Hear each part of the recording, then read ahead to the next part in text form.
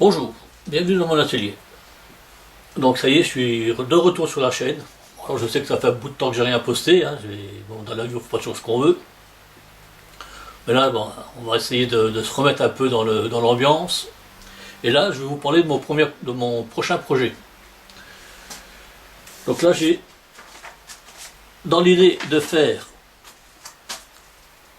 un tabouret avec des pieds façon Tour Eiffel. Donc ce projet sera fait en fer à béton. Voilà. Bon, récup, hein, naturellement, hein, on va changer une équipe qui gagne. Voilà, donc j'ai déjà fait une épure sur mon établi. Hein, on reconnaît bien la forme de la Tour Eiffel. Alors bon, naturellement, on n'allait pas chercher une échelle ou un truc, voilà, c'est fait un peu pratiquement à main levée. Ça sera juste pour faire en sorte que ça ressemble. Voilà. Sauf que pour faire cette Tour Eiffel, en fait, il va falloir que je crée des cintrages.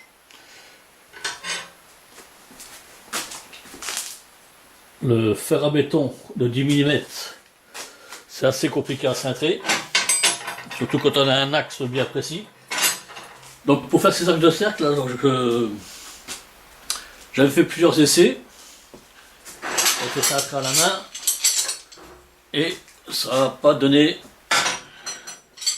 quelque chose de très concluant. Donc pour faire ces axes, ces cintres là, puis avoir quelque chose de propre. Donc pour faire ces cintres là et avoir quelque chose de propre, je me suis confectionné une petite cintreuse. Alors c'est de 2001, hein, un bout de fer carré, et puis de quoi coincer le fer à béton dedans, hein, rien de bien compliqué. Et en plus, j'ai ici un petit écrou avec une petite vis à laine qui va me permettre de bloquer après le fer à béton dans la cintreuse. Voilà, donc après ces quelques explications, je vais vous montrer comment j'ai fait cette petite cintreuse. Alors la vidéo qui va suivre d'ailleurs sera un peu spéciale puisque j'ai rien dit dedans, j'ai simplement filmé et je vais faire tous les commentaires en voix off. Vous me direz après dans les commentaires ce que vous en pensez. Est-ce que c'est bien, pas bien, est-ce que je peux continuer comme ça, ou est-ce que je mets tout l'idée à la poubelle et puis on refait à ce que je faisais avant. Bon visionnage.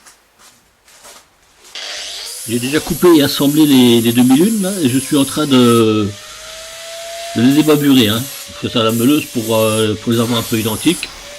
Je vais même retracer un peu les contours pour avoir quelque chose de propre.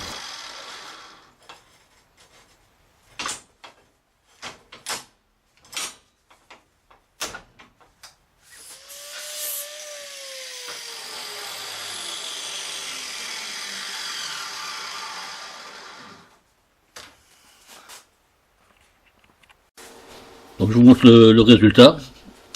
Là, on voit qu'on a quelque chose de presque parfait, quoi. C'est pas mal, c'est pas au millimètre, mais c'est bien. Maintenant que les 2 minutes sont faites, je m'occupe du manche, hein, pour maintenir la cintreuse dans les taux ou en place sur un établi. Hein. À l'aide d'un serre-joint, ça va aussi. Alors c'est un simple morceau de tube carré de 40 mm que je façonne un peu.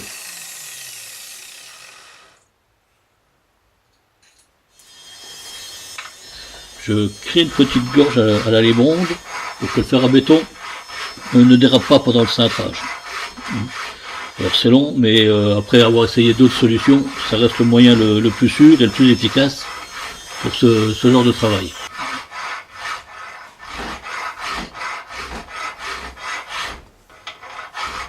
Après c'est vrai, il ne faut pas être pressé. Enfin, c'est le prix à payer.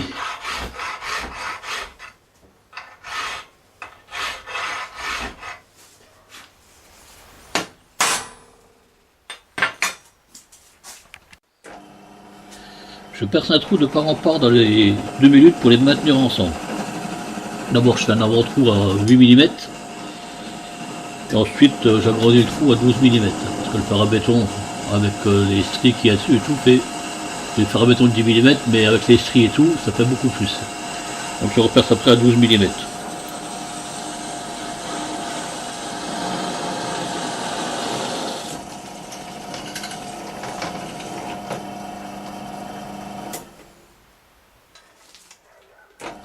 Alors naturellement, n'oublie pas de lubrifier un peu le forêt.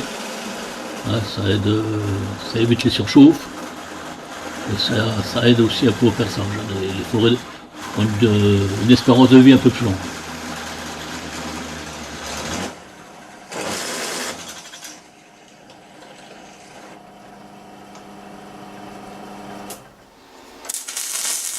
J'ai inséré un bout de fer à béton dans les trous faits auparavant. J'ai soudé de chaque côté afin de maintenir les deux demi-lunes ensemble. C'est le moyen le plus simple que j'ai trouvé pour éviter que ça s'écarte.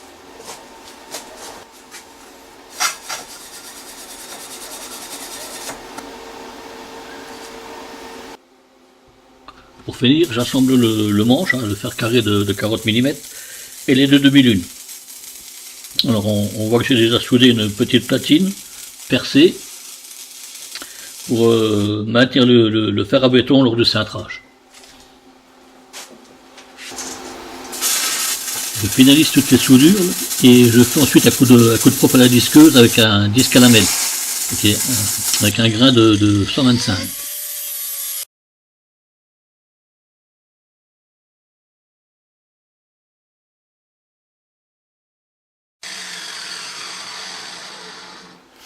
Donc on va faire un petit essai. Donc on voit bien ici l'écrou avec la petite vis à laine pour empêcher de ripper. Bon, pour m'aider, moi j'utilise un tube de 3/4.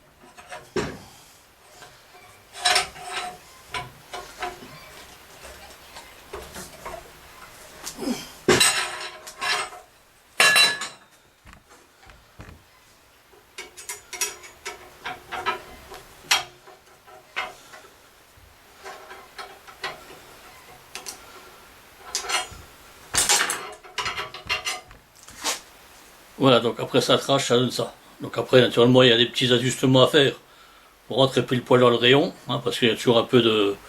ça revient toujours un peu. Mais voilà, on a quelque chose de propre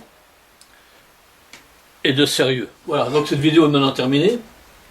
Alors j'espère que ça vous aura plu. Bon, la petite cintreuse, là, ça vaut ce que ça vaut, mais bon, après on aurait pu apporter certaines améliorations. Voilà, le petit écrou que j'ai là, j'aurais pu le souder directement dessus. On évitera de le perdre. Enfin, je vais peut-être le faire. Hein.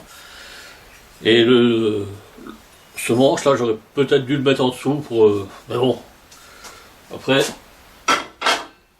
c'est pas trop ce que ça va servir. Pas si ça servira encore un jour après, on verra bien. Donc j'espère que ça vous aura plu. Si c'est le cas, n'hésitez pas à liker. Mettez-moi un commentaire. Si c'est pas déjà fait, abonnez-vous. Mais dites-moi surtout ce que vous pensez des voix off et des trucs comme ça. Donc là, maintenant que j'ai ma petite cintreuse, ben, je vais me mettre sur mon projet de tabouret avec les pieds Tour Eiffel. Et je vous dis À une prochaine fois.